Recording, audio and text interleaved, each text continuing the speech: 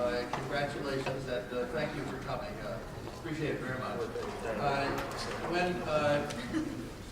This is really Jim Baller. I want to give Jim Baller not only credit for the conference that I did in the last meeting, but this really is Jim's panel. And he wrote me at the very beginning a note here. Mr. Benton, as you'll recall, I said to you at one point, I thought that the session that you'll be chairing at our Chicago event is one of the most important sessions of the conference. That's because the broadband community and the economic development community have such a long way to go to understand each other. So I don't know any of the panelists. We've only met on a phone call. We had an hour-and-a-half phone call, really a fabulous call. Enjoyed meeting you guys virtually and now actually. We are going to follow which was suggested by one of our participants in the phone call. We're going to follow right with the program here, and it says in the program guide that you have, economic development. This is our panel, and then it says economic development organizations have a wealth of experience, strategies, and resources that can help community fiber networks succeed. This session would help to communicate, help communities to understand what such organizations have to offer and how best to work with them. So on the experience front, we're going to start with Chuck Martinez, who is the Vice President of Innovation Services. That covers, by the way, that means you can do pretty much what you like, and I think this is a wonderful title. Love titles where you can breathe into them the meaning of what your own priorities. In the Research Valley Partnership at the Research Valley Suite. So, Chuck, if you will introduce yourself further when we move on to John Longbottom next, and finally to Donald Catham. We will. I have actually introductions that I will read briefly for these other colleagues. But Chuck, maybe you could introduce your own background as a part of your comments. Sure. Thank you very much. Again, my name is Chuck Martinez. I'm from Texas, and I drew the short straw on the panel to go first. So I'm a novice to the broadband community, so if I say something stupid, like an economic developer might say, versus a broadband expert, you have to pardon my Texan talk. But I do have some slides, and I don't know if that's going to be pulled up or not, if they can hear me, or if I need to go up to do that or whatever. But I'll just keep talking while the slides go up. Again, my background is primarily working in what you would call a boomtown environment. I'm kind of a boomtown grad. I started my career in Galveston, Texas, learning how not to do things. Galveston at the turn of the century was one of those great American cities, but didn't have the foresight to understand that it was not impregnable to the natural disasters, and away we go. And Houston evolved from Galveston's mistakes. My next community was in Laredo, Texas, and for those of you that might remember NAFTA, Laredo, Texas is the dominant inland port of the United States, where a lot of the overland cargo goes from the U.S. and Mexico. And so I wanted to go up east and found my way in the D.C. area, and made my way over to Alexandria and Prince William County, Northern Virginia, and experienced the growth that Northern Virginia has had in the late 90s, only to get recruited back to Texas because San Antonio didn't want to be Houston and Dallas' little brother or sister any longer, and so they figured, we need to get something going. How I found my way to Bryan College Station, where I'm currently at, is at that time, Texas A&M University's president was Robert Gates, and who later became Secretary of Defense Gates. He took the approach of recognizing a new route for faculty members becoming familiar with the tenure process in university settings. You got to teach, you got to research, and you got to publish. And some of these professors were really getting on to some really disruptive technologies, and we're spending a lot of time working on commercialization of those technologies. And they were being penalized, frankly, for not spending time doing the other three pillars of academic tenure. And so he did something remarkable as the first public university in the country to adopt the fourth criteria of tenure, which is commercialization. My brothers and sisters had gone to Texas A&M. I was on a track scholarship at another university, and said, if I'm going to run fast. I'm going to run with some of the visionaries of this effort. And so I found my way to College Station, and we've been there probably less than a little over 5 years.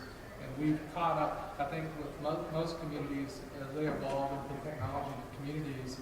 Take about 20 years plus to become who they are. We've done ours in less than 5 years to reach this point. So, as Mr. Ballard was saying just a moment ago in another conference session, we kind of learned and watched from the best, and I think we're all about doing the deal. And so, as I think they're getting to this point where I can get up and talk. How many professors and former professors does it take to change a light bulb? This young lady may be able to. Yeah, right. Okay. What we say in Texas is really it's our mantra of saying hello. That's the way we say howdy. And when I say howdy, you're supposed to say howdy. So howdy. Howdy. There you go. So as the nature of our community, our university environment represents about 60,000 students, both undergraduate and graduate level. The university system is about an $800 million annual research machine, and it's really about wanting to have as much access to data generation as possible. And my being here, I think, is more of a reflection of our community's philosophy and what we call it innovation economic development. Other people call it technology economic development and whatever, but we call it innovation economic development. But it's at the heart of what this initiative for us is all about. And it's also fed by a university that has a strong industry affiliation, as I was describing to you earlier about this commercialization focus, that it's all about big data generation. And so, we want to ride the piggyback of what the Texas growth narrative is all about. For those that you've been watching Texas here from the Great Lakes region, between 1980 and 2011, our state grew by about 11 million people. We're about 80% of our population. So with people comes jobs, and with those jobs, they want a lot of information. So what I'm talking to you about is this booming geography of what we call the Texas Triangle. This is a map that an organization called America 2050 has released that talks about these great megapolitans. And within the tech environment, of course, you have the city of Austin, which you're going to be at next year, and I'll extend an invitation for all of you who are coming to the conference. If you come a little earlier or stay a little longer in our great state and the atmosphere, come on over to Bryan College Station. We're about an hour and a half east of Austin, and we'll be happy to visit with you more about our talk today.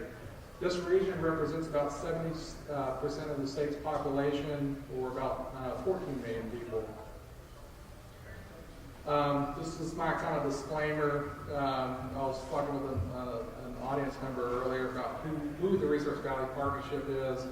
We're not a government agency. We're not a university agency. We're kind of a tweener. And that's what people like about us, is that we can kind of get to the deal and get it done fast. We're a 501c6 organization. And as the slide implies, we're the catalyst in our community to help bring together a lot of different organizations, a lot of different visions, and unify that and really get going in terms of coordinating how our region deals with attracting industry into our community. And as you might understand, with the nature of the university, of course, workforce and innovation development is all a part of that effort. So, in advance of this conference, we were trying to figure out, what are we doing here? And, I think the thing that we can tell you as a story is that, we are becoming the innovation capital of Texas. Texas A&M was a great institution for training a workforce, but now the sleeping giant has woken up and they're really wanting to get involved in doing some stuff. And so that has really turned a page in our community in terms of how we're customizing an ecosystem that really is industry friendly and moves at the pace of business, not necessarily the pace of government. So we're all about being bold and taking the foot off the pedal, or take the foot off the brake, so to speak. So how we started this project was we came across this broadband map. And many of you have seen this, and when we looked at this broadband project and began to kind of look at how if we just switched to the fiber to home and fiber to business makeup of this map, we're non-existent. It's a dismal display of where we are at in our community. And when we started looking at it even deeper, our area is paying about 20x, not 20%, 20x more per gigabyte speed and receiving about 10x less in bandwidth. And so we're, 200 years ago, you probably get shot for something like that. But we're in a modern society, and so, we're all about understanding that no traded cluster in the world today lives without this advanced network. And if our community and our region is going to go after making the pitch to industry, not only in the U.S., spin-outs coming out of university environments, or those that are expanding globally into the states for their marketplace, we need to understand about how do we become a magnet. Because the paradigm has shifted, has been changed. It's not about seaports, it's not about airports, it's not about interstate. It's about fiber and conduits and so forth. And so we believe that we're in a really strong position to go after these innovation jobs that, as many of you have talked about at the conference, has for every one of those jobs, there's about 5 additional jobs that get created. And so when we looked at that map, we heard something called Gig U. And in Texas A&M, after you say howdy, you almost look at any Texas A&M picture, and you've got someone doing this, and it's called gigging. And it came from basically the football culture of Texas A&M, looking at the Texas Christian University Corn Frogs, and you gig frogs, and so you say gig 'em. Well, when we thought of gig 'em, we thought of Gig U and thought, well, that's kind of weird that it's all the same thing. So in any case, we adopted the approach of us being the tip of the spear for us, leading an initiative that would help to bring our community into this world that we're talking about here at the conference. This Community Technology Council is an advisory council for us. It's representative of 10 governmental reps from 5 different government agencies. There's a political appointee, and then there's a technical appointee to kind of navigate those waters. And then we've also had 5 industry reps to kind of keep us on the pace of being relevant. But this is a very fast and nimble group, and we meet in our war room, to kind of strategize how we go about doing stuff. So about 7 months ago was when we started this whole Gigabyte initiative. And we're moving fast because, like I said, we learned a lot from everyone else who's kind of done the hard work in advance of us. And we greatly appreciate, I think, the lessons that we've learned from you, and we're hoping that the approach that we're taking, that we can also provide some kind of a model for your efforts as well. Again, our organization is the representative group within GIGU, and as was mentioned earlier, there's about 18 members in that organization. So when we set up this very focused group with some short timelines, we needed to do two things fast. One is we needed to secure an expert broadband legal representative, because we didn't want to get sued, we didn't want to get in trouble and do stuff that wasn't legal. And so we found, I think, arguably one of the best legal counsels in our country to guide us through those really awkward waters. The next thing we did was we started developing an RFI. And we got that RFI template from GIGU, and that has a whole host of RFIs out there. And we cut and paste and look at the format that works and what didn't work. And if you want, you can go to our website and you can fill out a little who you are, what your organization is, and you can download our RFI and share that. Since we launched it about 20 days ago, we have about 100 people that are across the country looking at us, trying to figure out what we're doing.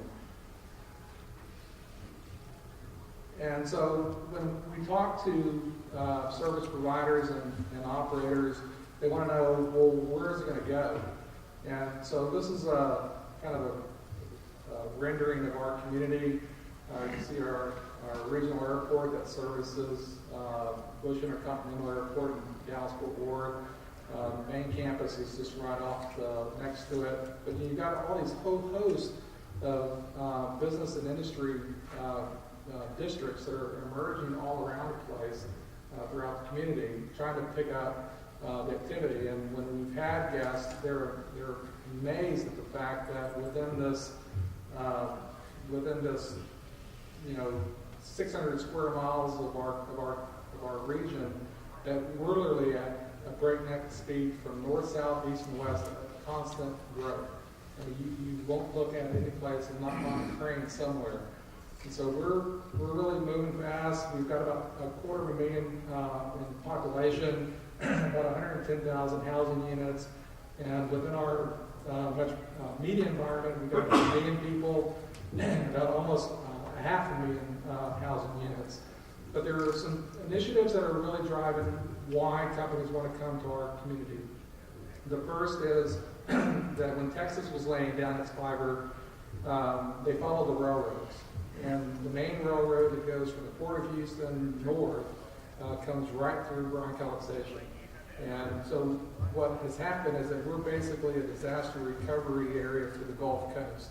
So whenever something's happening out in the waters of the Gulf of Mexico, they hit the switch, and we're in that 90-mile synchronicity zone, and we're live, helping the Houston Fortune 100 companies and so forth.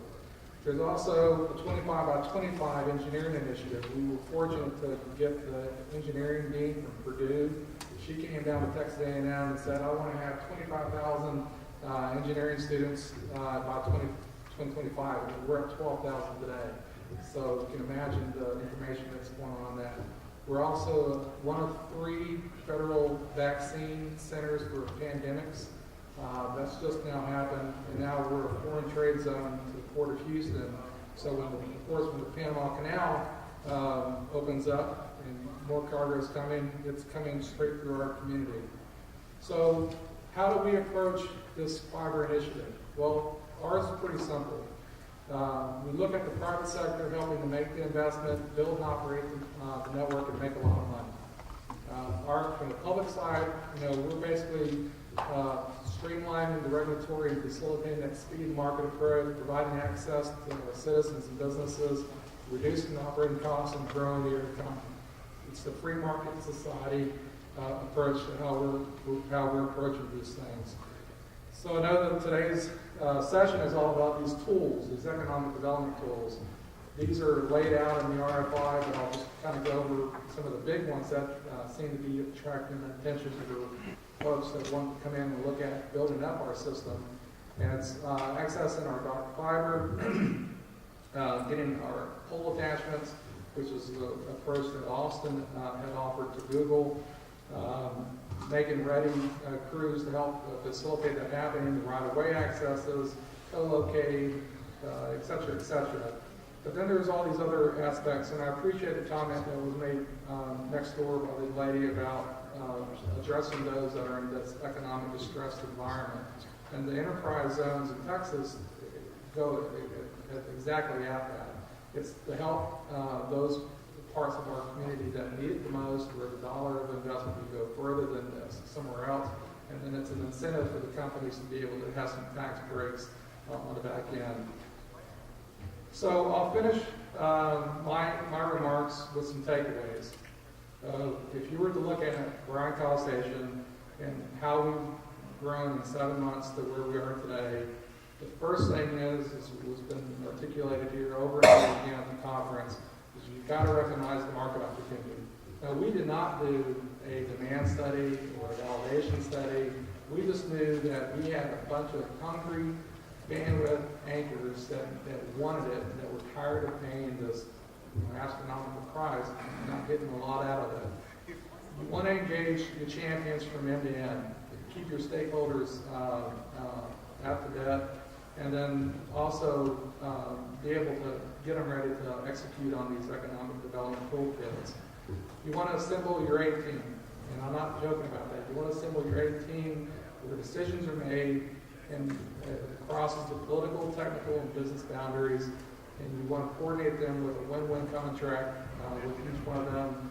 You absolutely want to retain the best, the absolutely best consultants as part of this process. Create that community enthusiasm, the media buzz that goes with it, and you want to clearly work with your broadband service providers. Now, I use the word hungry and thirsty in here. And there's an expression in Texas, and it's probably a language. You can lead a horse to water, but you can't make it drink. If we have a way to entice the service provider and the operator community to really be thirsty at addressing the needs and interests of our community, not only in Bryan College Station, but in Texas and in Ohio and Illinois in general, I think the objectives of us accommodating that digital citizen that's emerging throughout our country will be far better off. So I'll leave you with a game day photo. We're playing Mississippi State this weekend, and we hold broadband as important as water, sewer, and electricity in terms of building the 21st century city.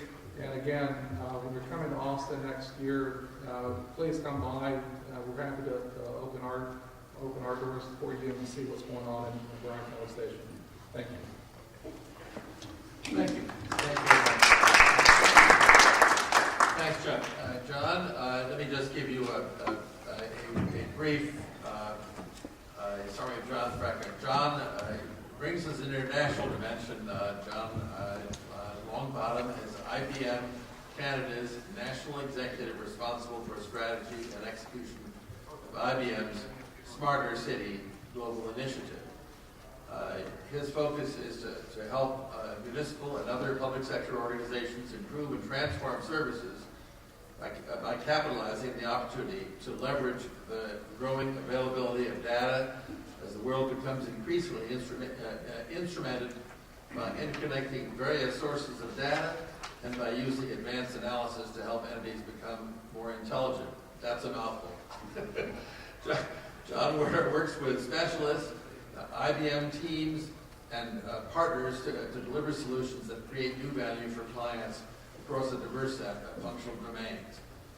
John's active in the intelligent community movement, works with organizations and agencies that promote and implement and use broadband technologies, advanced communication strategies to create foundational infrastructure and to fuel higher-level applications and use cases.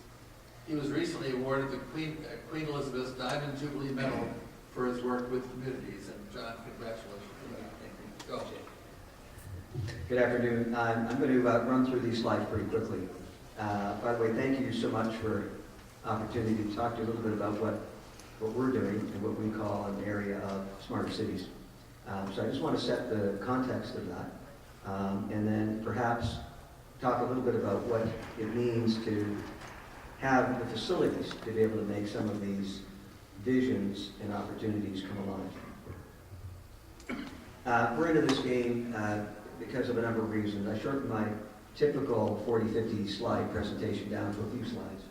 But it's all about a movement, and I don't want to insult the rural community, but one of the drivers is this movement from rural to urban. And I can cite you lots of statistics on how many people we're talking about, how many New York cities we're creating every couple of weeks from an urban perspective. And we have this real incredible movement of people to cities or city regions. And that's, of course, creating a whole new demand on the leadership within those institutions. And at the same time, we're having to deal with infrastructure, aging infrastructure, whether we're talking about, power failures, Eastern Seaboard example, or transportation issues. When you have traffic jams in China that last for 10 days, you've got a bit of an issue that you have to deal with. And of course, water is just some examples.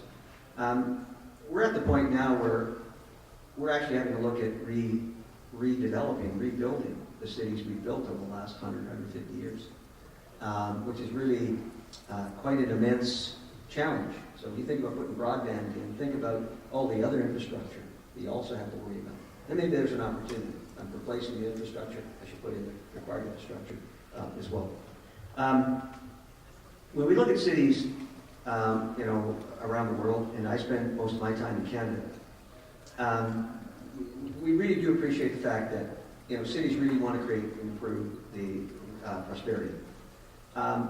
And at the same time, they want to ensure that they have some differentiation. So what is a city's brand?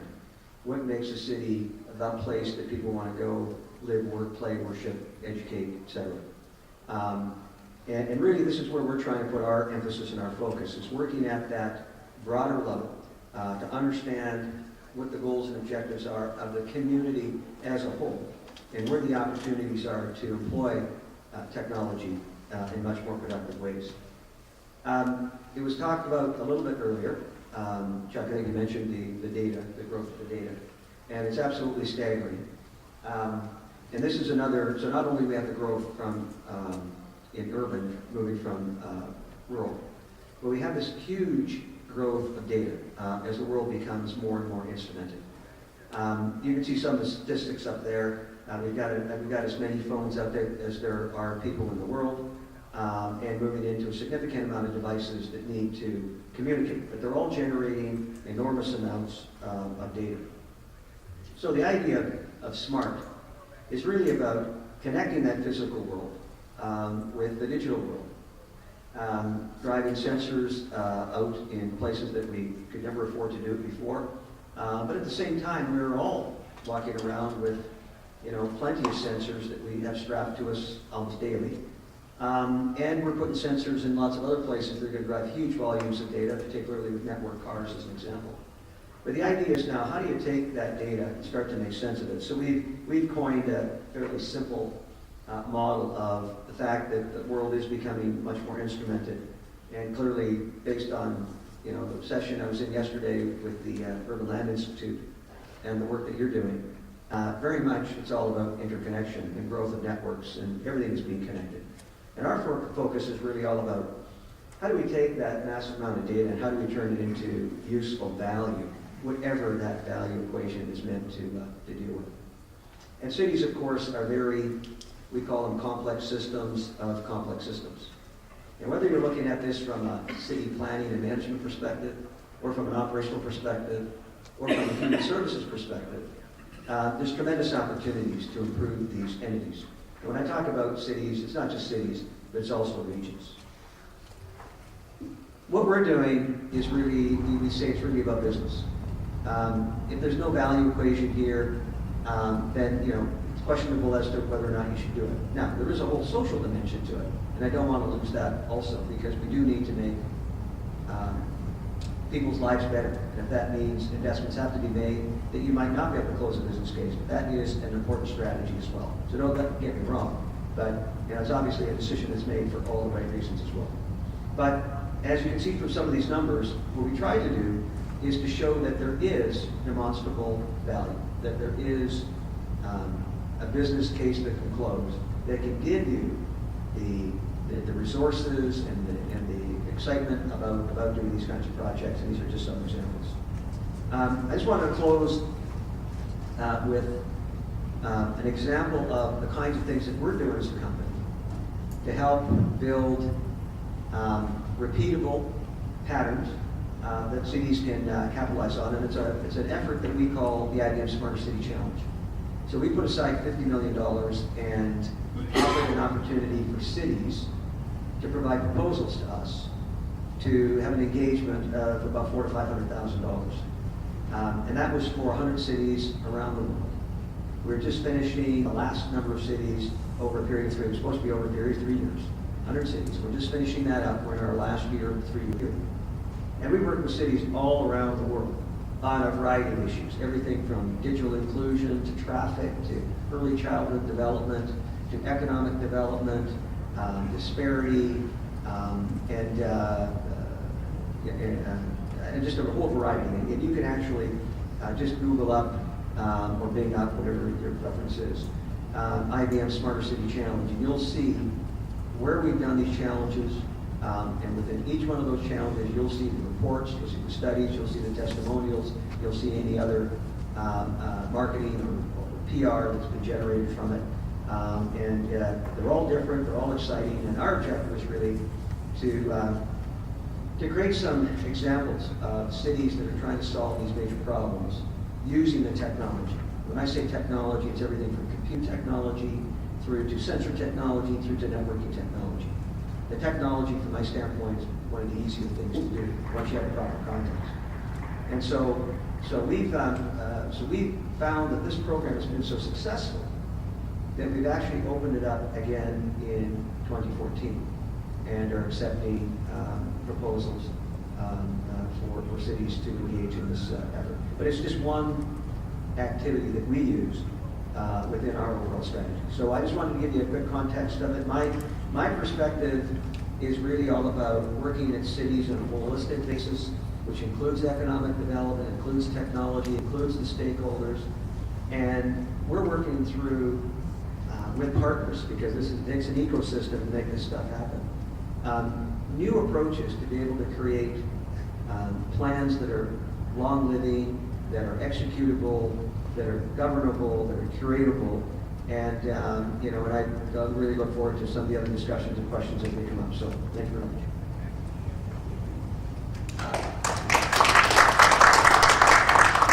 John, thank you very, very much. I just might note that John Tova, who was the retiring Chief Technology Officer in Chicago, who used to work with IBM and was working on the Smarter Cities Challenge. So thank you very much, John. Appreciate your comments. Thank you.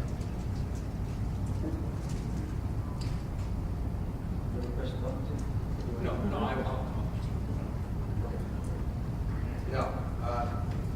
Next and finally is Don Cathan. Remember, we're following the experience, strategies, and resource lineup in your program. Donald Cathan is an area director within the Chicago Regional Office of the U.S. Department of Commerce, Economic Development Administration, the EDA. Responsibility for a six-state region, including Illinois, Indiana, Michigan, Minnesota, Ohio, and Wisconsin. Cathan graduated EDA grant-making guides EDA grant-making decisions, which help create jobs and leverage private sector investment. Mr. Cathan has served in the federal government since 1989 and is a former commissioned officer in the U.S. Air Force.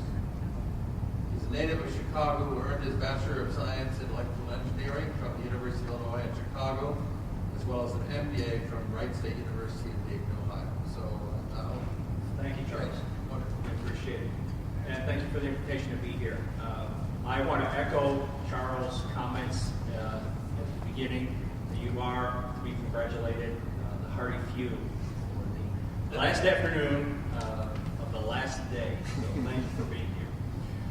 Earlier, we heard Chuck talk about defining needs and convening the experts and the expertise needed to help bring things to fruition, followed, of course, by John and converging the digital world and the physical world.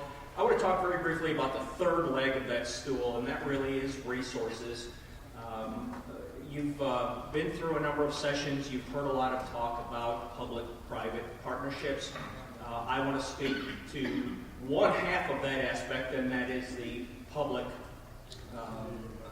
entity, public side.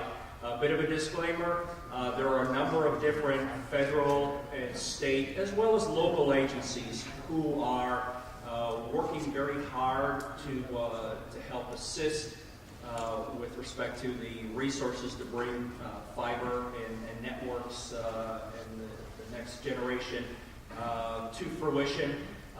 I work with the Economic Development Administration, which is a small grant-making agency within the Department of Commerce.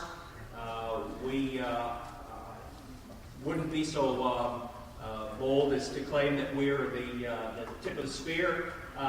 There are a number of different agencies, like I said, that have many more resources than we do. But I want to talk to you a little bit about some of the examples and the role that we've played throughout the 6-state Great Lakes region.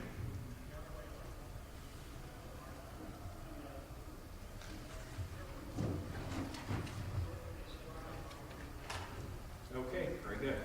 Well, what would I be without a mission statement? That is EDA's mission statement. I won't read it to you. You can read that yourself. We really are all about creating jobs and leveraging investments. There are a number of other federal agencies that work economic development, perhaps around the edges.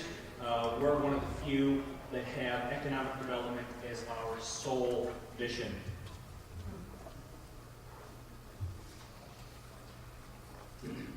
So, a couple of things. First of all, I will mention that with respect to the EDA, the Economic Development Administration, and making grant applications, our grant applicants, according to our defining statutes, are, by their nature, governmental entities, universities, Indian tribes, those public entities that we assist directly. Unfortunately, we are prevented by law from assisting, that is, providing direct grant assistance to for-profit companies or private individuals. That's what I just mentioned. A couple of examples that we played a significant role in, and these were both within the last 3 years, up in Wisconsin, the state that I have responsibility for. One is a county-wide project, and the other is a city-wide project. In Sauk County, Wisconsin, don't know if any of you are from Wisconsin or know where that is. It's in southwestern region of Wisconsin, primarily rural community. We assisted the county to the tune of approximately $600,000 with installing their fiber optic network throughout the county. They did bring some resources to the table. There is a local match requirement to all of our EDA programs, all of our EDA grants. But the primary takeaway is that as a result of our investment in Sauk County, the city was able to leverage private sector investment and will be creating over the next 5 to 10 years as many as 1,300 jobs, high-wage, high-skilled jobs in that community, in that region, as a result of this project. They're going to be tying in industrial parks, commercial centers, a number of retail outlets, again, for the primary purpose of creating jobs and leveraging investments in the community. The other one that I want to highlight is Reedsburg, Wisconsin. Reedsburg is a small community in the same neck of the woods. Now their project was part of a much larger public works project that we assisted with. So the grant that we gave to the folks in Reedsburg was not just for laying the fiber optic network, it was for road and water and sewer. They were primarily servicing an industrial park. There were a number of high-tech companies that were interested in locating in that industrial area and needed those services in order to locate there, set up shop.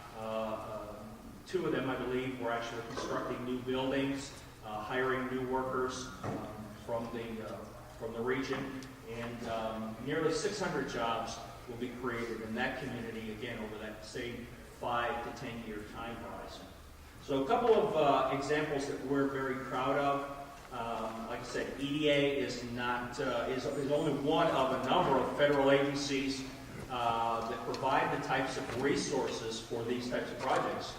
For example, one of our sister agencies in the Department of Commerce, NTIA, received a tremendous amount of funds from Congress under the American Recovery and Reinvestment Act, the stimulus funding, if you will, to the tune of billions, with a B, for broadband infrastructure.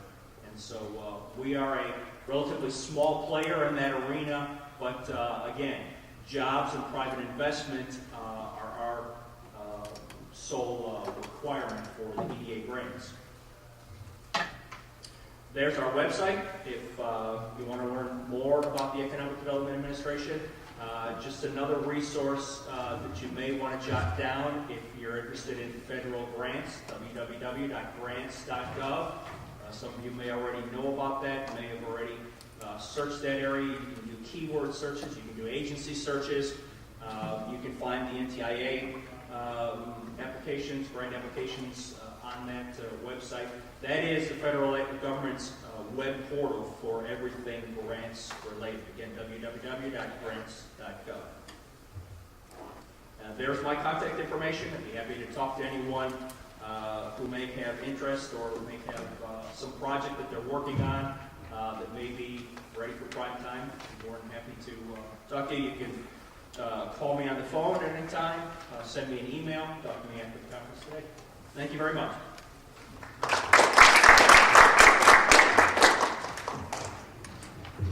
Well, wonderful. There you have it. A university, one of the 37 GEU universities in Texas. The story from IBM about the smarter cities on a worldwide basis. That really is an amazing story. Really glad to see you're carrying on with it. And thanks so much for the information about the EDA and the grant system. So, are there questions here? Yes. I got a couple questions. Speak loud so we can hear.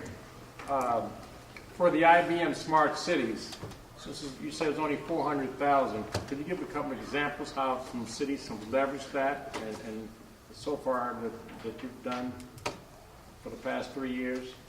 Sure. So that money is basically to fund a group of experts. There's 6 or 7 experts come into the community, spend 3 weeks, kind of work night and day with the administration and with all the agencies, and then come up with a set of recommendations. And I'd highly recommend that you have a quick look at the website, that you'll see the actual materials, the actual recommendations, the strategies. So each of those cities will then take those recommendations and then exploit them.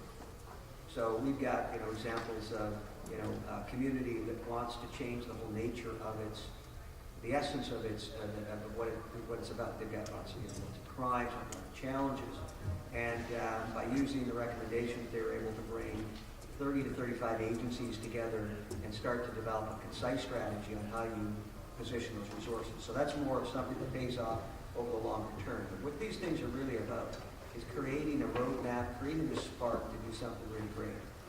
And so there's a whole variety of different outputs and examples. It's not about, oh, give me the money, and I'm going to do something. Now, it's really about helping to frame some kind of a major issue. So what we look forward to is the city documenting, so what is the major challenge that they're trying to face, but they really can't either have the time or the energy or the focus to deal with it. And you bring in a group of experts around that particular topic. As I say, working with the administration, work with leaders in the community, come up with a set of recommendations. It really develop a strategy. Does that answer your question? Yes, yeah. And I have one more. That was for EDA department. I've seen you before, but I didn't know you all were doing this cable as part of your infrastructure. But I want the question is, as an area director, are you responsible for the projects and also granting the awards for whatever project there is in the area? I have complete life cycle responsibility. That is, from the time an application comes into the Chicago Regional Office, through working it through the award process. If it is awarded, then moving it through the post-approval, as we call it, monitoring phase. If it's a construction-related project, public works, then I live with it for as many years as it takes to complete that project, yes. So, John, let me just follow up. I think you said that IBM is investing $50 million a year in this. No, it's $50 million overall for the past 3 years. I'm sorry, how much? $50 million. $50 million over the past 3 years. Past 3 years. How did the company decide to do this? For a number of reasons. One is that we really do want to be an eminent organization. Like, we want to stand for something in the world. Number two, it's really about, this is a great business opportunity over the longer term. But it's really going to take some effort for people to kind of coalesce around these opportunities. And we felt we really needed to try and show the way. Thirdly, there's good marketing value from it. So I don't want to say that we're just a charity. It's not. It's not. Right? It's very important. So we train up 700, 800 IBMers who spend significant time working with city leadership. So that's the reasons why we get it. It sounds like enlightened public interest, enlightened self-interest. It sounds like to me. Well, yeah, enlightened self-interest. Fabulous. That's a good way. Wonderful. Yeah, great. So, other questions? We've got another 8 minutes for questions. Yes. Well, good. I could put Martinez on the spot. There you go. In the last panel, they said that you took your presentation, your thing from Chicago. I mean, how true or essence was that statement? Yeah, I don't know if it was the Chicago way or not. I think it's kind of the GigaU way. The GigaU template's phenomenal. Once you become kind of a trusted member of the GigaU organization, you have access to every RFI template that's been issued since the beginning. And you have to, of course, cull through those to see what makes sense to your area or not. The one thing that we were learning as well, that didn't seem to be picked up on some of the other RFIs, because our community is internationalizing. Obviously, with a big university like the one we have, get a lot of international traffic. We're getting folks that come into the university who've been doing business in Europe, and they're using wastewater systems as conduits. And so we're looking at all the above in terms of giving the keys over to someone. But was it the Chicago way? I don't know. I like to say we're agnostic about picking the best to run with. If it works, it works. And, but I can tell you that we wouldn't have gotten to this point without those prior templates. Yes, Bruce. My name is Bruce Montgomery, and I am a board member serving with Charles Benton on the Partnership for Connected Illinois. And in the years that the partnership has been around, working to promote the awareness and the consciousness and the opportunity of broadband in the state of Illinois, Charles and myself and our team, we've had a very challenging time getting the support of private industry to come and be a part of this process. We're very fortunate that the work of the local community drew this conference here to Illinois and the south suburbs in particular. But my question and an opportunity and really an invitation to IBM, and of course maybe you could give us some enlightenment, is we have always seen this as a public-private partnership, one that's including the whole community. And so that includes incumbents, existing providers, but particularly folks like IBM that are creating applications that drive benefit out of the use of this infrastructure. But in the conversations and the meetings and the workshops and all the different things that we've done, we've just had almost no interest of a inclusive conversation from the corporate IT infrastructure community. And some of it has even been resistant from you know who. So well, I mean, from, the closer you get to someone's business, the more resistant they get to being encouraging of somebody else being involved. When you're involved in the cloud, you can be ubiquitous and so you can stay murky like IBM. But if you're someone that's filling out bills every month to people's homes and schools, then they get a little more irritable. But nonetheless, the question is, how can an organization like PCI, that is all about leveraging this asset for large-scale good, just like what you mentioned, you're doing with cities, how can we encourage an IBM to come to the table? Now, having said that, I should say that Charles and I have a little leverage. I'm a Northwestern alum, and so is Jenny Rometty, your CEO, so we probably can pull some strings, and at least it relates to your company. But the broader question is, how can we get more private companies to be at these kinds of tables on an ongoing basis so we can do this work of making broadband make an economic difference to the citizens of these United States? That is such a great and powerful question. And I can't, by the way, I have to sort of frame my comments because I'm the Canadian guy. So I'm back up north doing my gig, doing my stuff.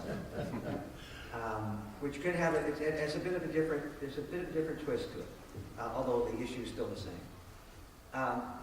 We do engage quite regularly with the movements. I'm on a couple of organizations, communities are trying to drive out broadband strategies in a context. So I'm on committees and I spend time with organizations that frankly are positioned to grow these networks. They're Canadian-based, they're international-based. And one of the reasons that I do is that we're really trying to drive the same end game. And that's taking this technology and make it more useful to drive a better world that we live in. So I can't necessarily make a comment about what we're doing in the U.S. or in this particular region, other than to go back to my colleagues and say, look, I've experienced this. There's a whole lot of people out here with great intentions and, and they're capital around and there's great ideas and templates. So how do we do a better job of working together? I don't know what your previous approaches have been. I think, interestingly enough, a couple of IBMers in the U.S. saw the value of participating in this. So they asked somebody to do it. I put up my hand. Now, I can't carry the torch too far, but I can carry it to a couple of people.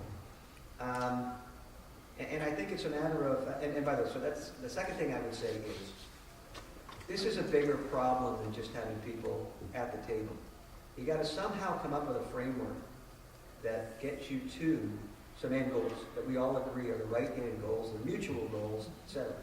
And we're working through some processes right now. I'm working with what you would consider to be a competitor of mine. I'm working with them and some other private sector players with the network developers, with the city agencies, with the community groups, to try and come up with a plan and a strategy, something that's executable. Once you start getting things that are executable, you get a whole lot of people behind you. So it's the best way, sir, I can answer the question, other than saying, there's nothing better than pulling at a heartstring at Judy's, let me tell you. You know, I say, if you've got that, exploit it. But anyway, I will take the message to my constituency and see if there's anything I can do to help. I'd like to kind of chime in on that. You know, I think the root of the question is how much do you value the information that's going across this network? You know, and as much as we like to see these super angels drop out of the sky and drop, $10 million on your network, you know, the reality that we have to face is that we were going to have to do this on our own. And in our university setting, we've got a tremendous amount of corporate companies all over the world that recruit our students, and they want to make sure that they're connected. And so you have a stakeholder group, if you will, that has a vested interest in making sure that your communities are pumping with as much information as possible. I'm holding a pen here because I just came back from our groundbreaking from a company called Kaneka out of Japan. Kaneka opened up their R&D center, first one out of Japan in our community because they have relationships with our university. Now they're going to be, it's not just necessarily, 50 jobs or 500 jobs, but it's $50 million worth of R&D experiments that's running through the gigabyte kits, and that means something to them. And so part of it, I think, is as the broadband communities is reaching out to the economic development allies, is you need to look at the Chamber of Commerce and those that truly appreciate the value of what this information is. Our effort was driven in large part because faculty and students were going on campus and they had access to the super high-speed networks, and then they'd go home and then they'd see that little dial going over and over and over again. How can we expect as a country to be able to thrive, a block away in an environment, and they go home, and of course everyone takes their work home with them. Right. How do you be able to survive like that? And so we had to take an initiative that is how do you appreciate the value of that information, and then after that, it's you cut through a lot of decision analysis paralysis and to get the deal done. We're out of time with the lady in the purple shirt flashing the zero sign at the end. But let me just say one last thing to further carry on with Bruce's very good question. John, your involvement with the information economy makes an enormous good sense. And I think what Bruce is saying is how can what you've learned from that involvement benefit the communities that he's working in. And I think that's the issue is how can we extract best practices or what we learned from your smart cities investment that would be of general good to us here in our community and elsewhere. So I think that's the challenge. Have I got it, Bruce? Is that the idea? Yes. Okay. Thank you for coming.